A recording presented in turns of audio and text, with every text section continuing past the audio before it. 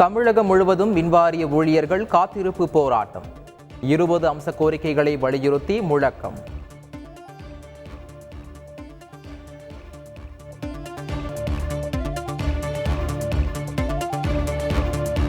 சிவகாசி பட்டாசு ஆலை வெடிவிபத்தில் உயிரிழந்தவர்களின் குடும்பத்தினருக்கு தலா ரூபாய் 3 லட்சம் நிவாரணம். முதலமைச்சர் ஸ்டாலின் அறிவிப்பு.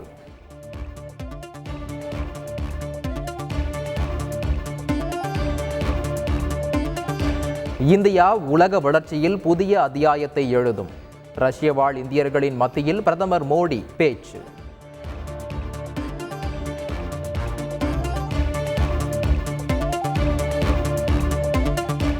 ரஷ்யாவில் மேலும் 2 இந்திய துணை தூதரகங்கள் திறக்கப்படும்.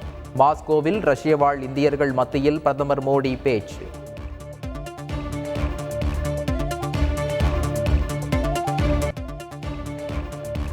ரஷ்ய அதிபர் விளாடிமிர் புதினை பிரதமர் மோடி ஆற தழுவியதற்கு உக்ரைன் அதிபர் ஜெலன்ஸ்கி அதிருப்தி. உலகின் மிகப்பெரிய ஜனநாயக நாடு பெரும் ஏமாற்றம் அளிக்கிறது என்றும், அமைதி முயற்சிகளுக்கு அழிவுகரமான பின்னடைவு என்றும் விமர்சனம்.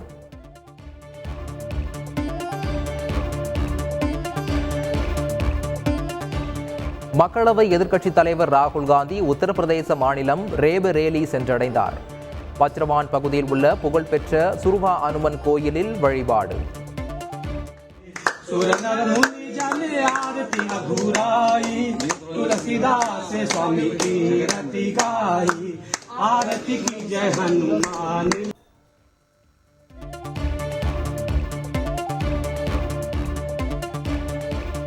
முதலமைச்சர் மு.க. ஸ்டாலின் தலைமையில் சென்னை தலைமைச் செயலகத்தில் ஆய்வுக் கூட்டம். சட்டம் ஒழுங்கு நிலவரம் குறித்து தலைமைச் செயலாளர் சிவ்தாஸ் மீனா, உள்துறை முதன்மை செயலாளர் அமுதா உள்ளிட்டோருடன் ஆலோசனை. அயனாவரம் இல்லத்தில் வைக்கப்பட்டிருந்த ஆம்ஸ்ட்ராங் உருவப்படத்திற்கு முதலமைச்சர் ஸ்டாலின் மரியாதை. ஆம்ஸ்ட்ராங் மனைவி பொற்கோடியை சந்தித்து நேரில் ஆறுதல் தெரிவித்தார்.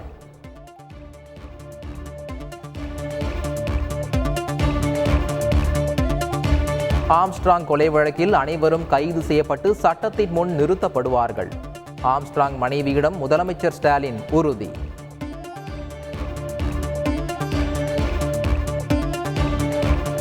பகுஜன் சமாஜ் கட்சியின் மாநில தலைவர் ஆம்ஸ்ட்ராங் கொலை சம்பவம் தொடர்பாக எடுக்கப்பட்ட நடவடிக்கை என்ன?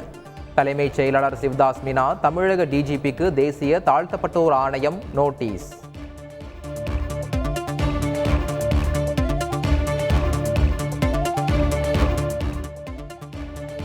திமுக ஆட்சியில் யாருக்கும் பாதுகாப்பு இல்லை என எதிர்க்கட்சித் தலைவர் எடப்பாடி பழனிசாமி பரபரப்பு குற்றச்சாட்டு. தமிழகத்தில் கடந்த 24 மணி நேரத்தில் நடந்த குற்ற சம்பவங்களை பட்டியலிட்டு எக்ஸ் தளத்தில் பதிவு.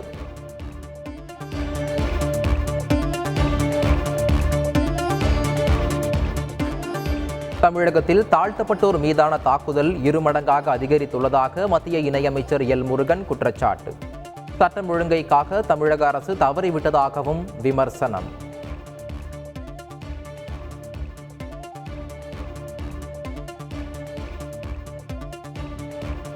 ஓபிஎஸ் சசிகலாவுக்கு கட்சியில் இடமில்லை என இபிஎஸ் கூறி வரும் நிலையில் அதிமுகவை ஒருங்கிணைக்க கட்சியின் மூத்த தலைவர்கள் முயற்சி செய்வதாக தகவல்.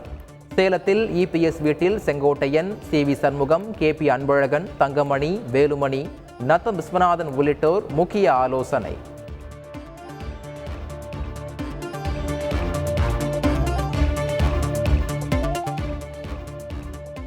என்னை மன்னிப்பு கடிதம் கொடுக்க சொல்ல எடப்பாடி யார் என்று முன்னாள் முதலமைச்சர் ஓபிஎஸ் காட்டம். பொதுச் செயலாளர் தொடர்பான வழக்கு நீதிமன்றத்தில் நிலுவையில் உள்ளது என்றும் பேட்டி.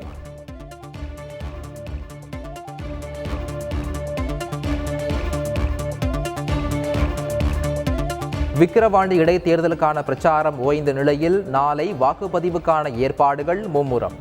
விக்கிரவாண்டி தொகுதிக்கு மட்டும் நாளை விடுமுறை அறிவிப்பு.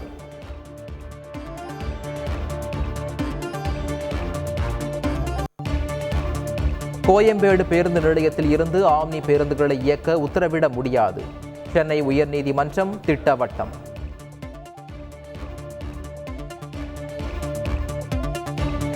பாஜக மேலிட பொறுப்பாளரை சந்திக்க புதுச்சேரி முதலமைச்சர் ரங்கசாமி மறுப்பு. அரசுக்கு எதிராக பாஜக எம்எல்ஏக்கள் போர்க்கொடி தூக்கிய விவகாரத்தால் முற்றும் மோதல்.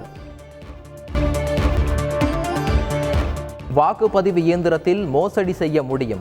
தேர்தலில் வாக்குச்சீட்டு முறையே மிகவும் சரியானது. நேரில் வாக்களிப்பதை கட்டாயமாக்க வேண்டுமென்றும் பிரபல தொழில் அதிபர் எலான் மஸ்க் மீண்டும் வலியுறுத்தல்.